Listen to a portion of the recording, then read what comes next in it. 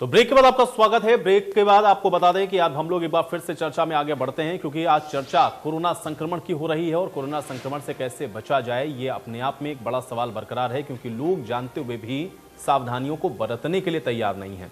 इस बीच हमारे साथ ओंकार सिंह जी भी हमको ज्वाइन कर रहे हैं, नैलो के प्रवक्ता हैं। ओंकार सिंह जी, बहुत स्वागत है आपका।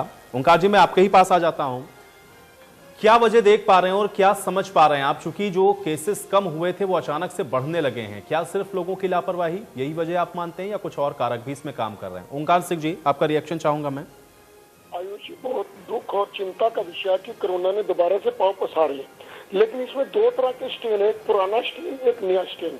और मैं आपको ये बताना चाहूंगा कि जो एक कोरोना ने दोबारा पांव पसारे हैं, इसके बीच में आम आदमी की जिम्मेवारी जो है, सरकार भी ज्यादा जिम्मेवार है।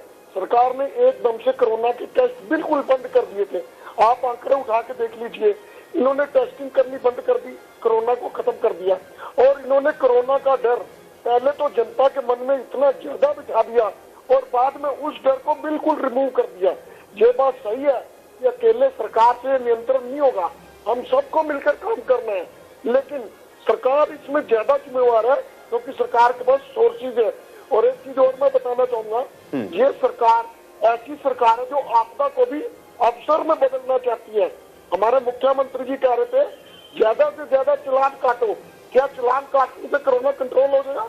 मैं इनसे पूछना चाहता हूँ, चालान काटने की बजाय आप जनता को पहले जागरूक किया था, दोबारा से जनता की भावनाएं साथ जोड़ो। और एक चीज और बताना चाहूंगा, कोरोना की वैक्सीन आ गई है, लेकिन लोगों को उसके ऊपर विश्वास नहीं है। ये हमारी भी जिम्मेवारी है कि हम भी जनता को जागरूक करें, लेकिन सरकार की जिम्मेवारी है, सरकार के जितने मंत्री संतरी ये पहले कोरोना की टेस्टिंग लगवाएं, कोरोना की वैक्सीन लगवाएं, ताकि लोगों को इसके ऊपर विश्वास आए। जनता का विश्वास जो इस सरकार से टूट चुका है वो दोबारा बहाल होना बहुत जरूरी है, ताकि कोरोना को हम। चलिए रंजीता जी से मैं आप जवाब लेता हूँ। रंजीता जी, आप जवाब दें। आपको मेरी आवाज आ रही है? पहले तो मैं पूछना चाहती हूँ कि जगह मैं बीच में रिस्पॉन्ड कर रही हूँ, मुझे उसका जवाब नहीं आ रहा। जी जी रंजीता जी, मैं सुन पा रहा हूँ। मैं ताज्जुब ये मानती हूँ कि ओंकार जी कल किसी और चैनल पर बैठकर भी ये रटे रटाए बयान दे रहे थे कि ये आंकड़े कहाँ से लेकर आते हैं कि कोरोना की टेस्टिंग सरकार ने बंद कर दी, बल्कि सरकार तो मैक्सिमम टेस्टिंग कर रही है। अब तक जो हरियाणा के अंदर 2,81,000 पहले इनकी जुबान से बंद कराइए, जब ये बोल रहे थे मैं बीच में नहीं बोल रही। ओंकार जी सुने, आपने इतनी बड़ी बातें कही, अब उसका रिएक्शन तो सुनना पड़ेगा ना। रंजीता जी जवाब दें। हरियाणा के अंदर टोटल 2,81,000 जो केसेस है वो अब तक जो है कुल मामले आए थे, जिसमें से 2,72,000 लोग ठीक हो चुके हैं, जबकि 3,000 से ऊपर की हैं जो मौतें हुई हैं। मैं ये पूछना चाहती हूँ कि ये आंकड़े कहाँ से लेके आते हैं कि सरकार ने टेस्टिंग बंद कर दी? और मैं ताज्जुब मानती हूँ विपक्ष के ऊपर कि सिर्फ राजनीति करने के लिए आप राजनीति करें, आप ये करें कि सरकार ड्रामेबाजी कर रही है। अगर सरकार अवेयर कर रही है, और एक तरफ तो आप कह रहे हैं कि अवेयर करे, और एक तरफ कह रहे हैं कि मोदी जी बार बार कहते हैं कि जब तक दवाई नहीं तब तक ढिलाई नहीं, तो अवेयरनेस किस माध्यम से चाहते हैं आप क्या ये चाहते हैं कि मोदी जी सड़कों पर आकर लोगों को मास्क पहनाए?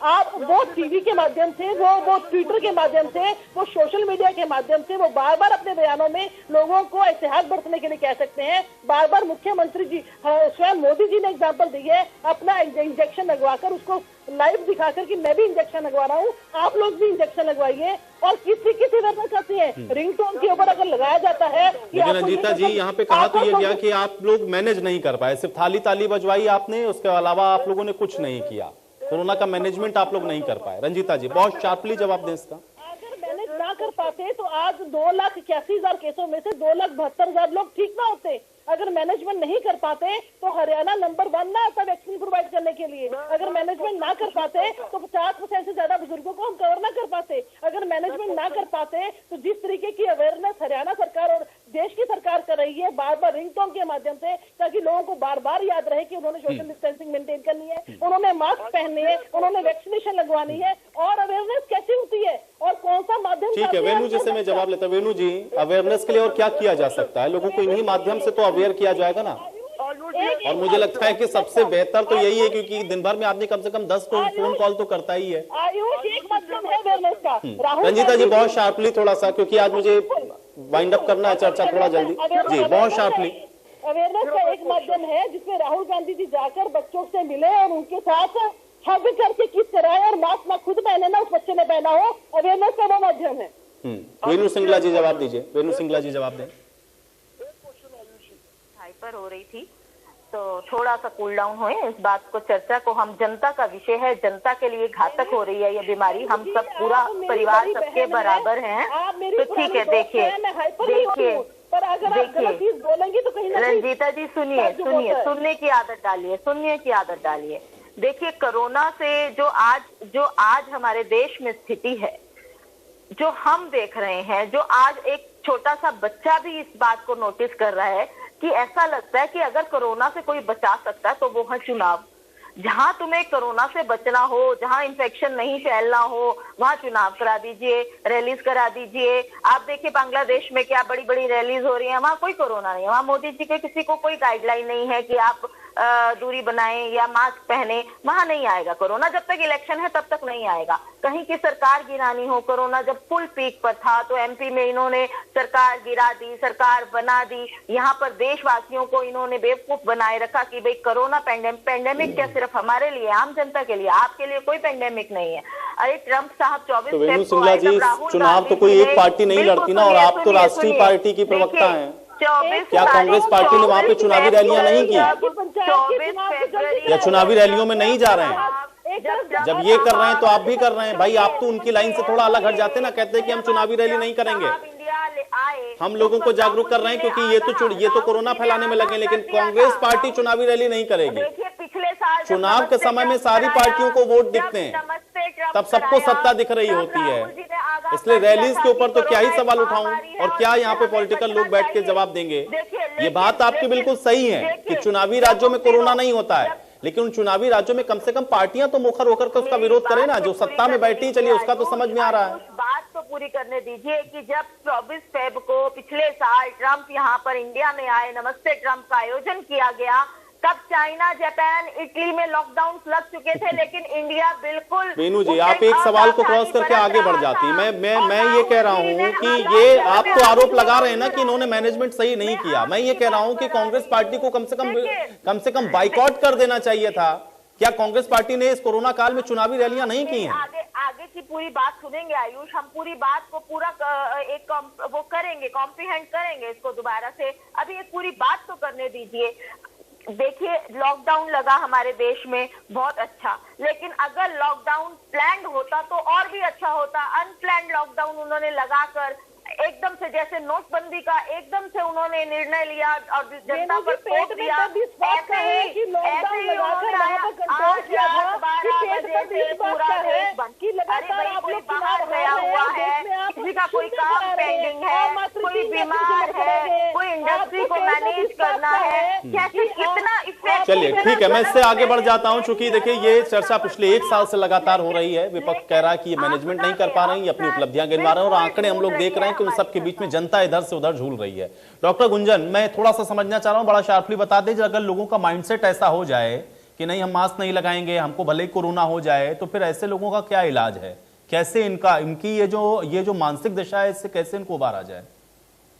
देखो हर लेवल पे लोग हैं, कई लोग हैं जो बहुत प्रिकॉशंस अभी भी ले रहे हैं। हाँ, कुछ % लोग हैं जो बोल रहे हैं कि हमने मास्क नहीं लगाना है, हमें कोरोना नहीं होगा। बट आज ये एक वैक्सीनेशन का चल रहा है, वैक्सीनेशन ड्राइव को और बढ़ाते हुए 1 अप्रैल से I think 45 year plus without comorbidities के लिए भी बढ़ गया है।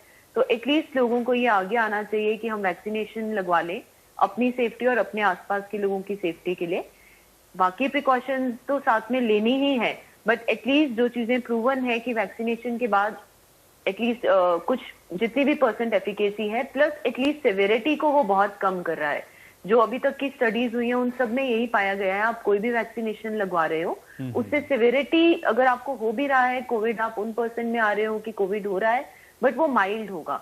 तो मॉडरेट टू सिवियर कोविड या मोर्टेलिटी डिक्रीज करने के लिए अगर लोगों को लगता है कि वो प्रिकॉशंस नहीं लेना चाहते हैं, एटलीस्ट आगे आके वैक्सीनेशन जरूर लगवानी चाहिए, सो दैट हम जितने ज्यादा लोगों को वैक्सीनेशन लगेगी हर्ड इम्यूनिटी आएगी और बाकी लोग भी प्रोटेक्टेड होंगे। डॉक्टर पंकज छाबड़ा जी, अब क्योंकि अभी इस तरीके की जो स्थितियां बन रही हैं जिसमें केसेस बढ़ रहे हैं, क्या सिर्फ और सिर्फ आपको लग रहा है कि जो आप लोगों के पास जिस पूरी एक रणनीति के साथ या जो एक पूरा प्लान था उसके साथ आप लोग अभी इसको कंटेन कर सकते हैं, या कुछ नई चीजें भी आप लोग चाहते हैं जिसको एग्जीक्यूट किया जाए, या फिर कुछ ऐसी नई रणनीति की जरूरत आप लोग समझते हैं? क्योंकि आंकड़े भी बढ़ रहे हैं और नए स्ट्रेन को लेकर के भी कुछ बुगाहट है, उसको लेकर के भी बातें हैं। क्या नए तरीके से, नए सिरे से सोचने की जरूरत है, या कुछ परिवर्तन होकर के अभी हम लोग चाहें तो ये वक्त है कि इसको हम लोग रोक सकते हैं?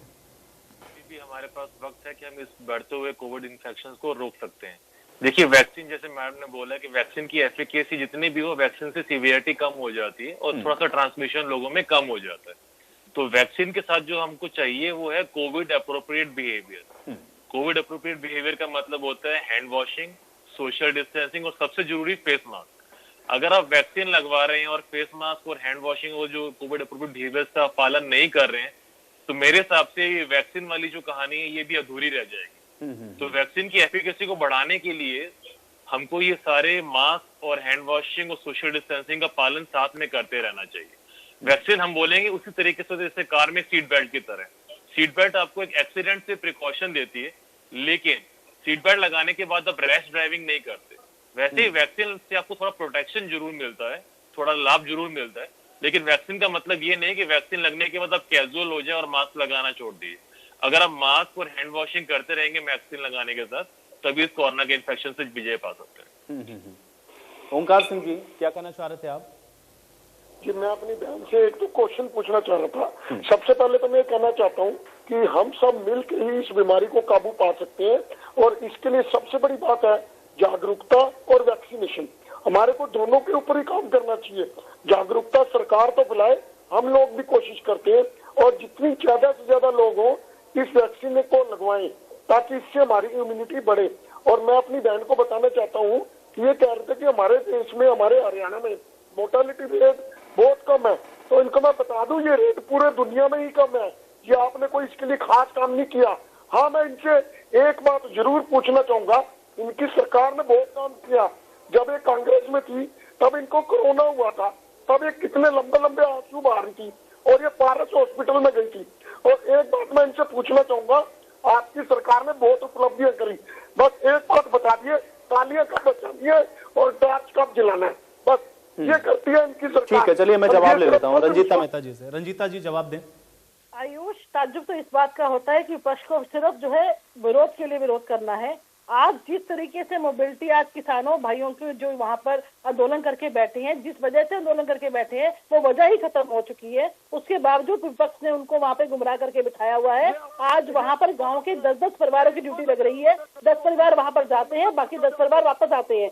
आज जिस तरीके से मोबिलिटी चल रही है पंजाब से हरियाणा में, हरियाणा से दिल्ली, दिल्ली से यूपी, और उसके बाद जहाँ 5 राज्यों में अब चुनाव हो रहे हैं वहाँ पे भी नेता जा रहे हैं, तो क्या गारंटी है कि संक्रमण फैल नहीं रहा? क्या गारंटी है कि कोरोना नहीं फैल रहा? आज ये बात कर रहे हैं कि रंजीता मेहता को कोरोना हुआ था तो लंबे लंबे आंसू बहा रही थी। कौन से इन्होंने मेरे आंसू देखे थे? पहले तो आकर मुझे ये बता दें। और अगर मुझे कोरोना हुआ था, कोरोना होने के बावजूद समाज सेवा में जो है रंजीता मेहता लगी हुई थी, और आपके पेट में ये दर्द है, सरकार ने आपके पेट में ये दर्द है कि आपके जो नेता है वो शून्य पे आ चुके हैं, आपकी एक भी सीट नहीं बची है। तो आप विरोध करने के लिए फोन न करें, बल्कि अब सहयोग से आप उन किसान भाइयों को भी घर भेजने का काम करें, उनको समझाएं कि जिस वजह से वो बैठे हैं वो। चलिए ठीक है, अब इसी के साथ ये चर्चा मैं यहीं समाप्त करूंगा। आप सभी का बहुत शुक्रिया समय निकालने के लिए, चर्चा का हिस्सा बनने के लिए। एक बार फिर से इंडिया न्यूज हरियाणा आपसे ये अपील करता है कि कोविड एप्रोप्रिएट जो बिहेवियर है उसका पालन आपको करना है, यानी कि मास्क, सैनिटाइजर और सोशल डिस्टेंसिंग का पालन आप जरूर करें ताकि आप इस बीमारी से बच सकें। आज इस चर्चा में मेरे साथ फिलहाल इतना है।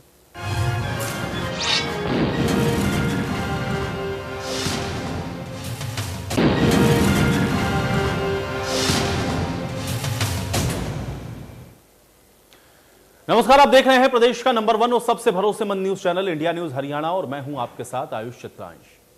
कोरोना एक बार फिर से अपने पैर पसार रहा है और देश के साथ साथ हरियाणा में भी कोरोना के मामलों में लगातार बढ़ोतरी हो रही है। एक बार फिर वैसी ही तस्वीर सामने आ रही है जैसी कि सितंबर के महीने में दिख रही थी।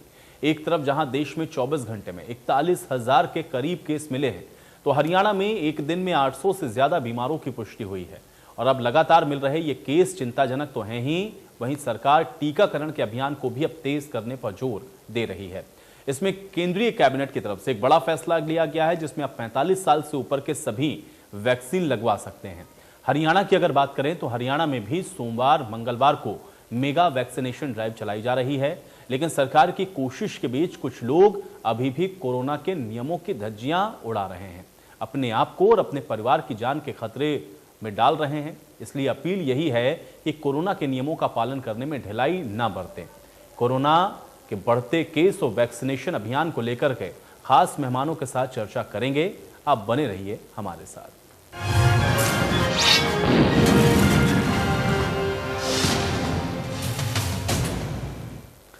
तो चर्चा में आगे बढ़े उससे पहले आपको दिखाते हैं कि हरियाणा का कोरोना अपडेट क्या है। यह जानना आपके लिए बहुत जरूरी है, क्योंकि लगातार आप देख रहे हैं कि आंकड़े बढ़ रहे हैं। अब हरियाणा का अपडेट जान लें। 24 घंटे में 865 कोरोना के मरीजों की पुष्टि हुई है। इसमें 24 घंटे में हरियाणा में 3 मरीजों की मौत भी हो गई है कोरोना के चलते। प्रदेश में एक्टिव केस की अगर हम बात करें तो ये 6000 के करीब पहुंच गए हैं, जो कि एक्टिव मरीजों की संख्या है। अब तक 2,80,000 से ज्यादा केस कोरोना के हरियाणा में मिल चुके हैं और 3,101 लोग ने अपनी जान गंवा दी है कोरोना के चलते। टेस्टिंग की अगर हम बात करते हैं तो 61 लाख लोगों की टेस्टिंग अब तक हो चुकी है। वहीं वैक्सीनेशन के बारे में भी आप जान लें। प्रदेश में वैक्सीनेशन का काम तेजी से चल रहा है। रिकवरी दर हरियाणा के 97% के करीब है। तो एक तरफ वैक्सीनेशन का काम चल रहा है तो दूसरी तरफ कोरोना के केस भी बढ़ते चले जा रहे हैं। कुछ जिलों को अगर हम छोड़ दें तो बाकी सभी जगहों पर तेजी से ये आंकड़े बढ़ने लगे हैं, जो कि चिंता की बात है। आइए अब आपको बताते हैं कि किस जिले में कितने एक्टिव केस हैं, ये भी आप जान लें। जिला दर जिला आप समझें। गुरुग्राम में 972 एक्टिव केस हैं। ये एक्टिव मामले हम आपको बता रहे हैं, ये कुल केसेस की संख्या नहीं, ये एक्टिव केस हैं। करनाल में 899 एक्टिव केस हैं। ये हरियाणा का हाल है। कुरुक्षेत्र का अगर आप डाटा उठाएंगे तो एक्टिव केस यहां पर 723 हैं। इसी तरह से पंचकुला की अगर हम बात करें तो 699 एक्टिव केस पंचकुला के अंदर कोरोना के हैं। अंबाला में 631 एक्टिव मामले हैं और ऐसे ही यमुनानगर की अगर हम बात करें तो 410 यहां पर एक्टिव केस कोरोना पॉजिटिव के हैं। फरीदाबाद में 278 केस हैं कोरोना पॉजिटिव, ये एक्टिव केस की संख्या है। पानीपत की अगर हम बात करें तो ये 181 है। और कुछ जिलों को अगर हम छोड़ दें तो कमोबेश हर जगह पर एक्टिव केसेस की जो संख्या है वो लगातार हम आपको बता रहे हैं। तो ये बात तो साफ है कि गुरुग्राम में कोरोना के मामले सबसे तेजी से बढ़ रहे हैं, लेकिन इसके बावजूद गुरुग्राम के लोगों को लगता है कि अभी डर लग नहीं रहा। हमारे संवाददाता राज वर्मा जब बाजार में पहुंचे हैं तो कई लोग बिना मास्क के ही घूमते मिले हैं। अब बिना मास्क वाले लोगों से जब कोरोना को लेकर के सवाल किया गया तो उन्होंने कहा क्या कुछ है, ये भी सुनिए। देश के बाकी हिस्सों की तरह हरियाणा में भी कोरोना पॉजिटिव के मामलों ने एक बार फिर से रफ्तार पकड़नी शुरू कर दी है। हरियाणा की बात करें तो पिछले कुछ दिनों में कोरोना के मामले तेजी से बढ़े हैं। एक वक्त ऐसा भी था जब कोरोना के मामले पूरे प्रदेश भर में 2 डिजिट में सीमित हो गए थे, तो अब एक बार फिर से करीब 1000 के आसपास हर रोज कोरोना पॉजिटिव के मामले सामने आ रहे हैं। इसमें खासतौर से बात करें तो गुरुग्राम, फरीदाबाद, पंचकुला, अंबाला और कुछ और अन्य ऐसे जिले हैं जहां पर कोरोना पॉजिटिव के मामले तेजी से बढ़ने शुरू हो गए हैं, जिसने हरियाणा की चिंता भी अब एक बार फिर से बढ़ा दी है। अब इस सब के पीछे कहीं ना कहीं एक जो वजह जो देखने में आ रही है कि लगातार जो ढिलाई है लोग वो बरत रहे हैं। मास्क के इस्तेमाल की बात करें, सैनिटाइजेशन की बात करें या फिर जो सोशल डिस्टेंसिंग की बात करें तो उसमें खामी आ रही है और उसकी वजह से भी कहीं ना कहीं एक दिक्कत आ रही है। मास्क नहीं पहन रखा है, बहुत तेजी से मामले भी बढ़ रहे हैं। 2 मिनट भैया, सफाई कर रहे थे इसलिए नहीं पहन रखा, अभी लगा लेंगे। मास्क तो सफाई से नहीं रोक रहा है ना। सफाई से थोड़ा घुटन होती है ना, झाड़ू वगैरह लगाते हैं तो दिक्कत होती है गर्मी में। तो अपने अपने तर्क भी है लोगों के, लेकिन बात वही है कि मास्क नहीं पहन रखे। मास्क क्यों नहीं पहन रखा तुमने? ये ले। तो लोग जो है कहीं ना कहीं ये जो ढिलाई है ये आप उनकी तरफ तो इशारा कर रहे हैं, लेकिन आपने खुद भी मास्क नहीं पहन रखा और मामले बहुत तेजी से बढ़ रहे हैं। क्या कौन मर गया गुड़गांव में? एक भी मरा है? नहीं तो क्या मौतें होंगी तभी मास्क पहनेंगे? हमें इतनी साल हो गया अभी तक तो कोई मरा नहीं गुड़गांव के अंदर। मास्क लगाने से क्या बीमारी रुक जाएगी? जो मास्क हमने पहन रखा है इससे जो अंदर की जो सांस अंदर जाएगी और बीमारी पैदा होगी दूसरी नहीं पहन। तो आप शायद भूल गए हैं कि पहले इतनी मौतें हुई हैं, गुड़गांव में भी हुई हैं, पूरे हरियाणा में हुई है, देश भर में और विदेशों में। यहाँ पे कोई बीमारी नहीं, कोई भी नहीं है हमारे गुड़गांव के अंदर। आपने भी मास्क नहीं पहन रखा है। और मास्क को छोड़, हमारे पेट में रोटी नहीं है, पहले वो रोटी खाने का इंतजाम कर। गरीब आदमी मरेगा। मास्क और रोटी का क्या लेना? मर जाएंगे, जान छूट जाएगी। मर जाएंगे, जान छूट जाएंगी, रोजगार खत्म हो गए। पहले रोजगार का इंतजाम कर, मास्क का बाद में इंतजाम करियो। कहीं ना कहीं ये जो बेतुकी बयानबाजी है, बेतुके जो तर्क हैं, वो भी इस बीमारी को बढ़ाने में अब कहीं ना कहीं कारगर है। अब लोगों को लगता है कि सीधे सीधे कि नहीं रोजगार चाहिए, या तो हम सफाई कर रहे हैं, या फिर कौन सी कोई मौत हुई है जो हम मास्क पहने। यही एक लापरवाही है, यही जो ढिलाई है, इसकी वजह से अब एक बार फिर से तेजी से मामले बढ़ गए और कहीं ना कहीं एक बार फिर से लॉकडाउन की तरफ जो है वो स्टेट जा सकता है अगर इसी तरह की लापरवाही रही तो। गुरुग्राम से इंडिया न्यूज के लिए राज वर्मा। तो लापरवाही किस हद तक है इस रिपोर्ट में आपने देख लिया, और उस पर गढ़े जा रहे कुतर्कों को भी आप सुन रहे थे, जिसमें तमाम तरीके के एक्सक्यूज दिए जा रहे थे। लेकिन मास्क नहीं लगाएंगे इस बात को कहीं ना कहीं पुरजोर तरीके से रखते हुए नजर आ रहे थे। यही सबसे बड़ा कारण है कि जो आंकड़े हैं इसमें बढ़ोतरी दिख रही है। आज इसी पर चर्चा करते हैं। फिलहाल दो मेहमान मेरे साथ जुड़े हुए हैं। रंजीता मेहता जी हमारे साथ जुड़ रही हैं, प्रवक्ता भारतीय जनता पार्टी। रंजीता मेहता जी, बहुत स्वागत आपका इस चर्चा में। और वेणु सिंगला जी हमारे साथ जुड़ चुकी हैं, प्रवक्ता हैं कांग्रेस पार्टी की। वेणु सिंगला जी, आपका भी बहुत स्वागत है इस चर्चा में। रंजीता जी, आपसे ही शुरुआत करते हैं। गुरुग्राम की एक रिपोर्ट हम लोग दिखा रहे थे, हमारे सहयोगी पहुंचे, और चूंकि गुरुग्राम का स्पेसिफिक मैं जिक्र इसलिए कर रहा हूं कि सर्वाधिक केसेस वहां पर हैं। लोग जानने को तैयार नहीं है, समझने को तैयार नहीं है, कह रहे हैं कि हम मास्क नहीं लगाएंगे, हमारे पास रोजगार नहीं है, तो पेट में रोटी नहीं है, तो मास्क लगा के करेंगे क्या। अब अगर इस तरीके के तर्क या कुतर्क रखे जाएं तो कैसे इसको रोकेंगे आप लोग? ये तो बहुत बड़ा चैलेंज है। रंजीता मेहता जी, बहुत चिंता का विषय है। दरअसल जब पिछले साल कोरोना शुरू हुआ था, इसी महीने में शुरू हुआ था, तो लोग कहीं ना कहीं डरे हुए थे, जिसके तहत वो पूरी एहतियात बरत रहे थे, क्योंकि उनको पता नहीं था कि क्या अंजाम हो सकता है, क्या हो नहीं हो सकता। पर कहीं ना कहीं पूरा एक साल कोरोना की साथ जिंदगी जीकर इसको कैजुअल अप्रोच में जो है जनता जनार्दन ले रही है, जिसके चलते ये गंभीर अंजाम जो है और ग्रीन परिणाम जो है हमारे सामने आने शुरू हो गए हैं। आपके सामने हर जिले की स्टेट वाइज लिस्ट है। जो रिकवरी रेट हमारा पहले 98% था, वो रिकवरी रेट में भी जो है घटौती आई है। अब जो रिकवरी रेट है वो 96.98% रह गया है, और जबकि संक्रमण की जो दर है वो 4.64% तक पहुंच चुकी है। तो जनता को हर हालत में इसके ऊपर ध्यान देना होगा और प्रिकॉशंस लेने होंगे, मास्क पहनने होंगे, सोशल डिस्टेंसिंग करनी होगी, और फजूल में अगर उनको जरूरत नहीं है तो मार्केट में जाने से उनको परहेज करना होगा, जो पिछले साल हमने किया। पर कहीं ना कहीं समय बीतने के साथ जब रेशो कम हो गई थी, वैक्सीनेशन आ गई थी, तो जनता ने इसको बहुत कैजुअल अप्रोच में लेना शुरू कर दिया। पर कहीं ना कहीं सरकार को अब फिर से सख्ताई बरतनी पड़ेगी, और उसके अलावा कोई चारा नजर नहीं आता। जबकि हमने टेस्टिंग भी बढ़ा दी है, हमने वैक्सीनेशन भी ऑलरेडी बढ़ा दी है। जो फ्रंटलाइन वॉरियर्स हैं, जिनको फर्स्ट डोज पहले दी जा चुकी थी, उनको हमने सेकंड डोज भी दे दी है, ताकि जो फ्रंटलाइन वॉरियर्स हैं वो बढ़कर काम कर सके। और 50% से ज्यादा बुजुर्ग जो हरियाणा के हैं, उनको ऑलरेडी हरियाणा सरकार कवर कर चुकी है वैक्सीनेशन देकर। पर कहीं ना कहीं जो लोग ऐसे बेतुके जवाब देते हैं, बेतुके बयान देते हैं, उसका कहीं ना कहीं असर गलत देखने को मिलता है। सबसे बड़ी एग्जांपल मैं बताऊंगी, अभी हाल ही में चुडूनी जी ने 3-4 दिन पहले फतेहाबाद के अंदर एक सम्मेलन किया।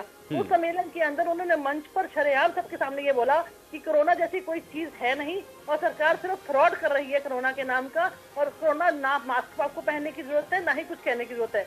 उसके बावजूद आप देखिए कि वहाँ जितनी पब्लिक आई हुई थी, उनके दिमाग पे क्या असर होगा, वो क्या इस चीज का पालन करेंगे। उसके बाद जो भारतीय किसान संघ के अग्रोहा के जो प्रेसिडेंट हैं जोगिंदर सिंह अग्रोहा, उनके पास आज से 10 दिन पहले पूरी मेडिकल जो डॉक्टर्स की टीम गई वहां पर, और उनको समझाया गया कि भाई आप लोग मास्क नहीं पहनते, आप सोशल डिस्टेंसिंग नहीं मेंटेन कर रहे, आप लगातार मूवमेंट कर रहे हैं दिल्ली से हरियाणा, हरियाणा से पंजाब, अब आप यूपी तक भी जा रहे हैं, तो कृपया करके आप वैक्सीनेशन करवा लीजिए। तो डॉक्टरों के साथ बदतमीजी कर उनको टीम को वापस भेज दिया गया, और उसके कुछ दिन के बाद ही हाल ही में जोगिंदर सिंह जी जो है वो पॉजिटिव आ गए हैं।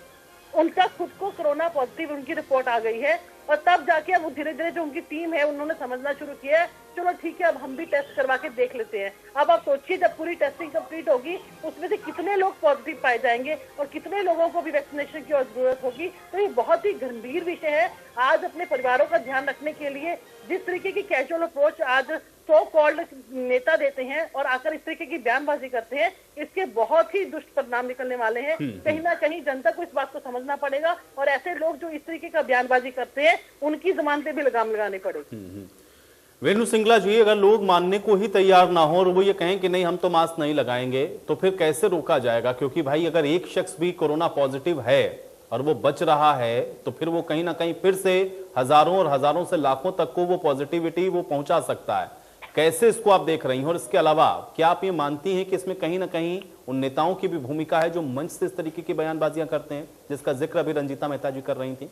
मीनू सिंगला जी। आयुष, बहुत चिंताजनक स्थिति है। कोरोना एक महामारी के रूप में पूरे विश्व में फैली है और हम सब का फर्ज है कि ध्यान रखें ताकि अपना भी, अपने परिवार का भी, भारत समाज के लोगों का भी।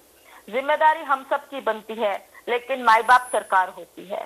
सरकार के ऊपर सब डिपेंड होते हैं, लेकिन हम देख रहे हैं कि सरकार इसमें असफल रही है, इसको रोकने में असफल रही है, क्योंकि सरकार के पास बहुत से काम है करने को। शायद इससे भी ज्यादा जरूरी जो वो समझते हैं वो अपनी राजनीति को चमकाना समझते हैं। देश की जनता से उनको कोई बहुत ज्यादा सरोकार नहीं है। वो एक केवल कोरोना ही नहीं, बहुत सारे एग्जाम्पल्स मैं आपको अभी जो हमारी डिबेट आगे चलेगी मैं दूंगी कि सरकार का इसमें बहुत बड़ा रोल है कि यदि सरकार सख्ताई दिखाए तो हो सकता है कि इसके ऊपर रोक की जाए, कुछ हद तक रोक की जाए। हम नहीं कहते कि 100% रोक सरकार कर सकती है, लेकिन सरकार का एक बहुत बड़ा रोल है। हमारे प्रधानमंत्री जी बहुत आदरणीय आते हैं अक्सर टीवी पर और संबोधन करते हैं, लेकिन समाधान नहीं करते, अपना पल्ला झाड़ देते हैं। दूरी बनाइए, ढिलाई नहीं, जब तक दवाई नहीं तब तक ढिलाई नहीं। ये बात तो हम दिन में 100 बार सुन कर पक चुके हैं। पूरे साल से ये रिंगटोन आपने लगाई हुई है। अगर इसका कोई फायदा आपको नजर आता है, या और देशों में देखिए, केवल इंडिया, नेपाल एंड बांग्लादेश, इन 3 में रिंगटोन चलाई गई है। बाकी किसी पूरे विश्व में कहीं इस तरह की रिंगटोन का ड्रामा नहीं है। देखिए, खाली ड्रामा मत कीजिए, आप काम करके दिखाइए धरातल पर।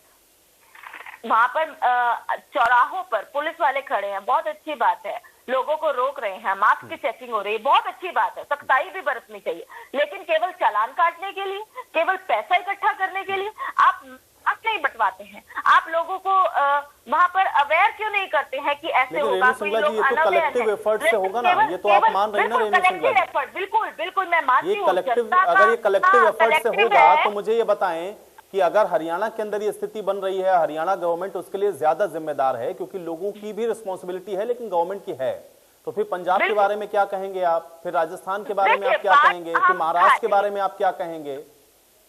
लोग तो हर जगह वही है ना रेणु सिंगला जी, चाहे वो राजस्थान के लोग हों, चाहे वो पंजाब के हों, चाहे वो यूपी के हों, चाहे वो हरियाणा के हों। जब लोगों का माइंडसेट इस चीज को समझने के लिए रेडी ना हो कि ये चीज हमारे लिए इतनी खतरनाक है कि अगर हमने मास्क नहीं लगाया तो न सिर्फ हम दूसरे बल्कि अपनी फैमिली के लिए खतरा है, और वो समझने को तैयार नहीं, तो कौन सा ऐसा इफेक्ट हो सकता है? अवेयर करना उससे भी ज्यादा जरूरी है, सख्ती बरतना उससे भी ज्यादा जरूरी है।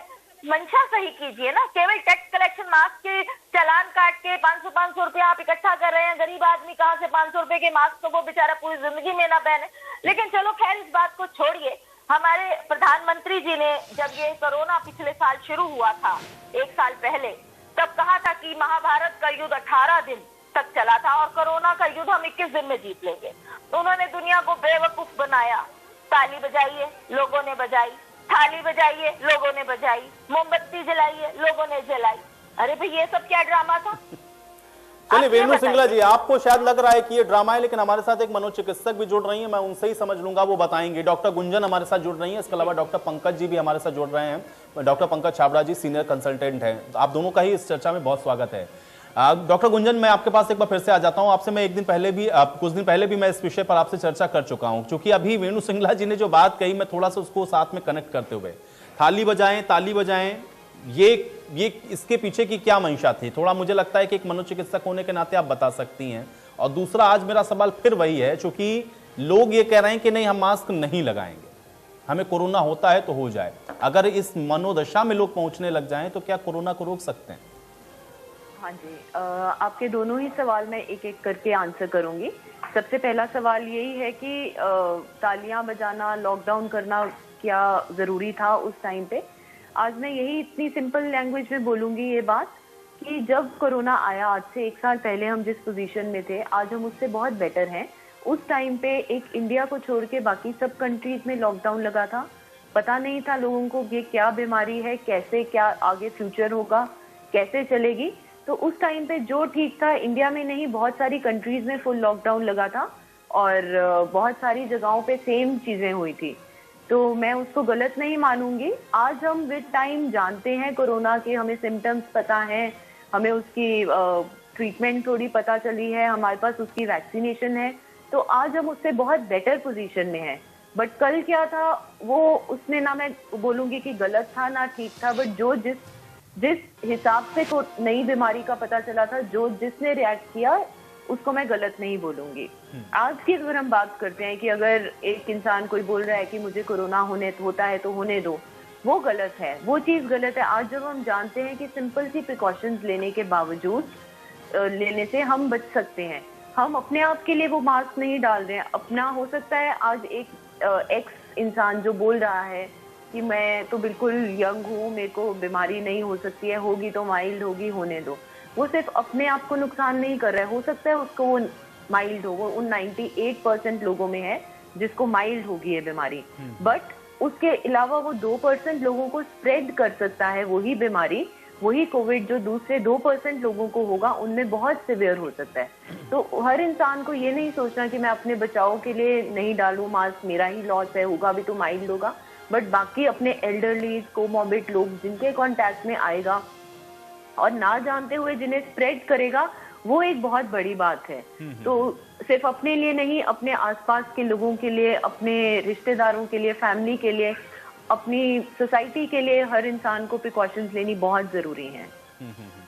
डॉक्टर पंकज छाबड़ा जी, आपसे मैं ये जानना चाह रहा हूं, चूंकि थोड़ा सा मुझे ये बताएं कि जो केसेस अचानक से कम हुए, वो अचानक से हम लोग देख रहे हैं कि बहुत तेजी से बढ़ रहे हैं और हम तो लोग डेली देखते हैं कि उसमें बहुत ज्यादा संख्या में इजाफा हो रहा है, लगभग डबल डिजिट में होता जाता है वो इजाफा। क्या इसके पीछे सिर्फ कारण हम इतना मान के चलें कि लोग लापरवाह हो गए, या लोगों ने उसको बहुत टेक इट इजी इस तरीके से लेना शुरू कर दिया, बड़ा कैजुअली बिहेवियर हुआ, सिर्फ और सिर्फ यही कारण है, या कुछ और चीजें भी हैं? कोई मेडिकली भी आप कुछ बता सकें क्यों एकदम से केसेस बढ़े जो कि बिल्कुल कम हो गए थे, या हम कहें कि न्यूनतम हो गए थे? इसके लिए हम एग्जांपल लेते हैं तो हमें सबसे पहले एग्जांपल लेना चाहिए यूरोप का और ब्राजील का और साउथ अफ्रीका का। अगर यूरोपियन कंट्रीज हम यूके की बात करते हैं तो वहां पर भी केसेस स्टार्टिंग में काफी ज्यादा थे, फिर बाद में लोगों ने थोड़ा सा प्रिकॉशन लेना शुरू किया, केसेस कम होने लगे, लेकिन over a period of time होता क्या ना, ये वाला जो वायरस है ये म्यूटेट कर जाता है। मतलब वायरस ऐसा नहीं है कि आपका ये वायरस जो 2019 के स्टार्टिंग में आया था, 2020 के स्टार्टिंग में आया था, ये ऐसा ही रहेगा। वायरस के भी जो जीन्स है वो कभी कभी म्यूटेट कर जाते हैं, वो ट्रांसमिट होने में बेटर रहते हैं। और कहीं ना कहीं लोगों की लापरवाही भी इस लोगों में आती है। लोग काफी कैजुअल हो गए हैं कि अब तो कोरोना वाला जो केसेस है वो कम हो गए, हमको तो कोरोना हो नहीं सकता, अब तो हमको कोरोना हो चुका होगा। दो चीजें हैं, एक तो ये वायरस अगर म्यूटेट हो गया है तो जिन लोगों में कोविड हो चुका है उन लोगों में भी दोबारा कोरोना की इन्फेक्शन होने के चांसेस है। इसका सबसे बढ़िया एग्जांपल ब्राजील का है। उनके कई सिटीज में 70% लोगों को कोविड हो चुका था, लोग रिलैक्स हो गए, कोरोना वाले केसेस कम हो गए, फिर वो वायरस वहां पर म्यूटेट कर गया, मतलब वायरस का जो जीन्स है वो डिफरेंट हो गया जी। इस वायरस ने उन लोगों को अटैक किया जिन लोगों को पहले से कोरोना हो चुका है। तो ये नहीं मानना चाहिए कि हमें कोरोना लग गया या हमको वैक्सीन लग गई तो हम इसमें परमानेंटली इससे सुरक्षित है। डेफिनेटली वैक्सीन और कोरोना का जो प्रीवियस इन्फेक्शन है कुछ इम्यूनिटी हमको देता है, कुछ प्रिकॉशन हमको देता है, लेकिन जैसे गुंजन मैम ने बताया कोरोना का इन्फेक्शन आपके लिए नहीं, आपके परिवार वालों के लिए जो कि वनरेबल एज ग्रुप में है, जैसे कि 60 इयर्स से ऊपर है या जो डायबिटीज है, उनको ज्यादा प्रभावित करता है। तो मान लीजिए अगर आपको जुकाम खांसी हो गया और आप ठीक हो गए और वो इन्फेक्शन आपके घर में किसी और एल्डरली को लग गया, वो इन्फेक्शन से ज्यादा घातक सिद्ध हो सकता है। तो कहीं ना कहीं लोगों की लापरवाही भी और वायरस का म्यूटेशन भी दोनों इस कारण से जिम्मेदार है। चलिए पंकज जी, मैं इस चर्चा को थोड़ा और आगे बढ़ाऊंगा, कुछ पॉलिटिकल सवाल हैं उस पर भी मैं आऊंगा, लेकिन मुझे चूंकि ब्रेक के लिए कहा जा रहा है तो एक छोटे से ब्रेक के लिए यहां पर रुक रहे हैं और ब्रेक के बाद इस चर्चा को यहीं से आगे बढ़ाते हैं।